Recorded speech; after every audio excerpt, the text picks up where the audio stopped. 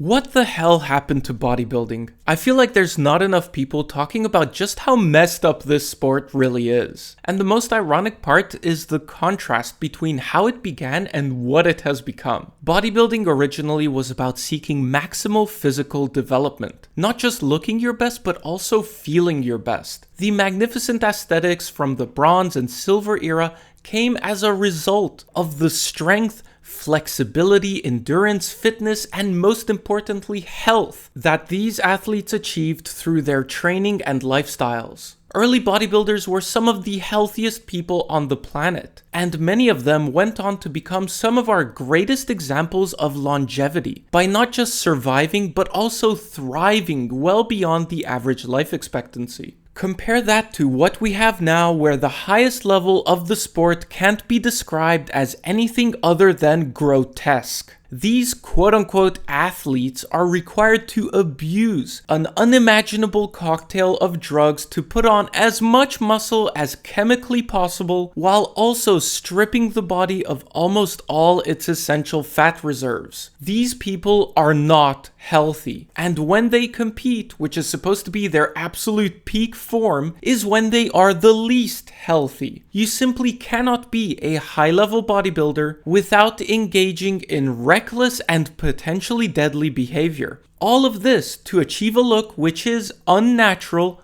unaesthetic, and seriously unappealing to anyone outside the sport. Even natural competitions are now judged with the same unhealthy standards as the enhanced ones. Meaning natural bodybuilders are expected to diet down to gulag levels so they can also show up on stage at 4% body fat, looking small, starved, and dehydrated. Who actually thinks that this look is more aesthetic than Silver Era bodybuilders who competed naturally at over 200 pounds with a healthy body fat level? Of course, this is nothing new, it has been going on for decades. But now social media seems to be amplifying the problem, as the steroid-induced toxic ethos of pro bodybuilding gets planted into countless young and impressionable minds. And you know, it makes perfect sense. If you're a fitness or a bodybuilding influencer, obviously your appearance is going to have a massive impact on your popularity. The physiques which are perceived to be the best will of course have the most marketability when it comes to growing an audience, and that audience will perceive them as being more credible since their physique acts as their resume. So it's easy to see how almost all the top influencers end up being shredded steroid users, which in turn ends up furthering the normalization of steroids and completely unrealistic physique standards. Which brings us to the man of the hour, Sam Sulek. And before we get into this segment, let me just say that Sulek seems to be a genuinely nice guy. And nothing I'm about to say here is meant to be a personal attack on him. Rather, I am critiquing the system which he is a part of and inevitably perpetuates. To say that Sulek's rise on YouTube has been meteoric would be an understatement. In a matter of months, he has absolutely rocketed past 1 million subscribers. And at this rate, he's going to be over 2 million in a couple weeks. In terms of views, he's already one of the top creators in this space. Clearly, with such a large audience, Sulek wields massive influence. And if you don't believe me, just scroll through the comments on any of his videos, where you'll find thousands of fans absolutely worshipping the guy. Now, the question in my mind has been whether Sulek is a good or a bad influence on the world of bodybuilding. And even though I'm no doubt going to get hate for this, I'm very confident in saying that Sulek is a bad influence. Not that he is a bad person, but that simply he is another gear in this mechanism which continually normalizes steroid use. Even if he doesn't outright discuss drugs in his videos, it's obvious to anyone with half a brain that Sulek is abusing steroids to look the way he does, especially at just 21 years old. It also means that he likely started using steroids as a teenager, before his body was fully developed, before his mind was fully developed, and long before reaching anywhere close to his natural potential. He's well on his way to becoming a mass monster in his early 20s, and he's visibly unhealthy. Is this really the shining example we want countless young guys looking up to? The fact that Sulek is so likable just makes the whole affair that much more insidious. Even if he never talks about steroids, everyone knows he has to be on them. Yet by watching his content, you get an extremely one-sided glimpse into the world of a steroid abuser. You watch this absolute monster of a guy throwing weights around that you can't even imagine lifting. Then he takes his shirt off and you see a physique which is completely out of your reach. And that's it, the video's over. You don't get to see him shooting needles into his butt. You don't see him nearly suffocating on his trend cough. You don't see his balls shriveling away into nothingness. You don't see the roid rage, the erectile dysfunction, or the countless other struggles that people who abuse steroids at this level inevitably deal with. The only thing you get to see is this unbelievably jacked guy lifting huge weights and getting massively successful while doing it. And you know, Sulek is actually the perfect example for this messed up environment that social media is creating. I legitimately feel bad for him because he is also a victim in all of this. It's not like he randomly woke up one day and decided to take steroids out of the blue. Obviously, he got inspired by others. He has said publicly that when he first started lifting, his favorite guy to watch on YouTube was Callum von Moger, a steroid-abusing pro bodybuilder who nearly died last year when he jumped out of a second-story window high on meth. So you get these completely unrealistic standards getting passed down from one generation of influencers to the next. Just like von Moger inspired Sulek,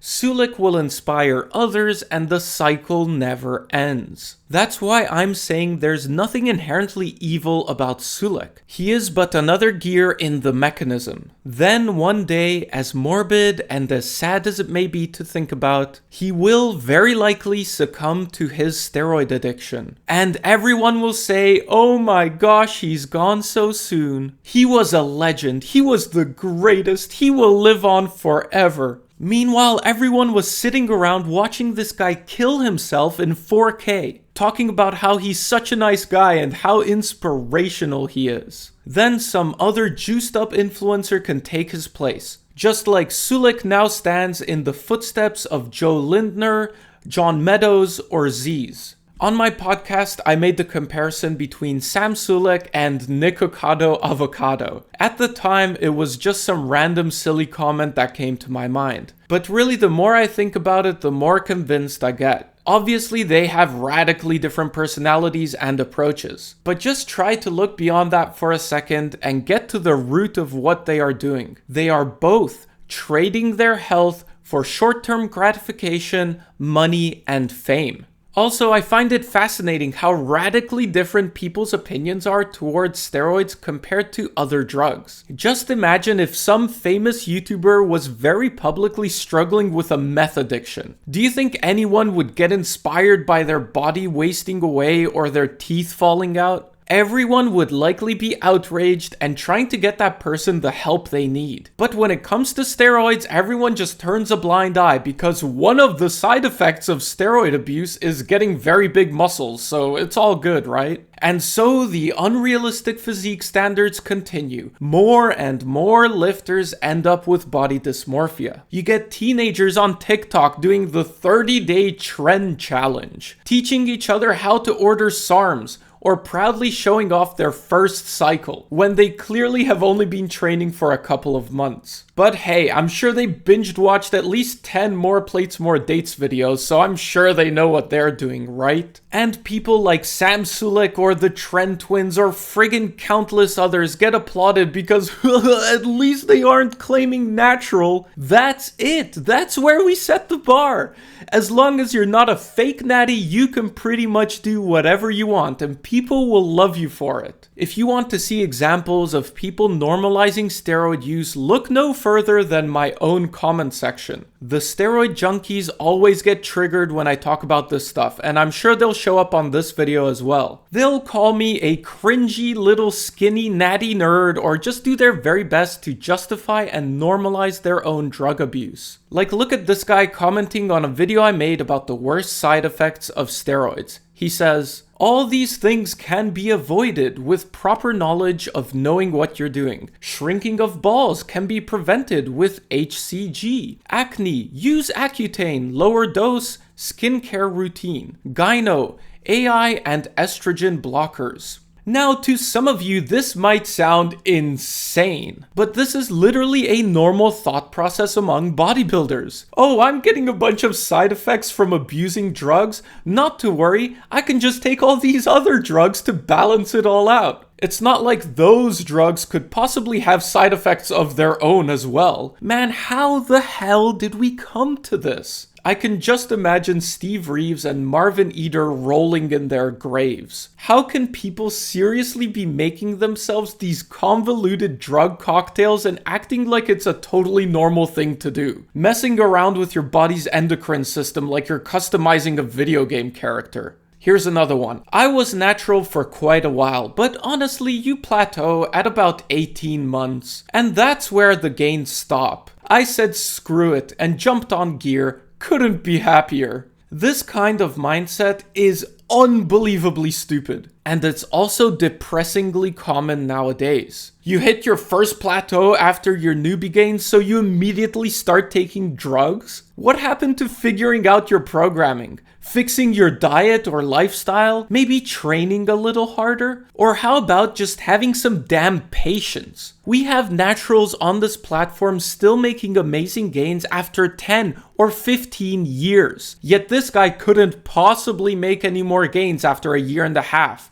Okay. And what's gonna happen the next time he plateaus? Do you think he's gonna put some effort into figuring out how to break through it? Or is he just gonna increase the dose since that's the simplest and most obvious solution available to him? Once they start going down that path, there's simply no coming back. Their growth comes from the drugs, not from their training. And since they always want to keep getting bigger, they just keep increasing the dose until they cycle straight into the grave. Funnily enough, as passionate as I am with my anti-steroid message, you might be surprised to hear that morally speaking, I am a vehement supporter of individual liberties. I legitimately believe that people should have the freedom to do whatever the hell they want, including steroids. The only thing that I wish is that as lifters, as a community, we promote health and that the influential figures among us lead by example. Is that really too much to ask? But alas, this is what the sport has turned into. Everyone's on drugs, everyone has convinced themselves that it's completely normal and there's nothing wrong with it. The judges require it if you want to win, the social media platforms require it if you want to be successful, and an ever-increasing number of young guys get sucked into the meat grinder. You might think I'm being dramatic, but I'm so sick of seeing all these young people dying. And I'm sick of seeing a sport I love getting destroyed. Anyway, if you found this interesting, you can check out my second channel where I make more videos in this style. And if you happen to be Spanish or Latin, please support my Spanish channel. Link to both will be in the description. Thank you for watching. Let me know your thoughts in the comments and see you next time.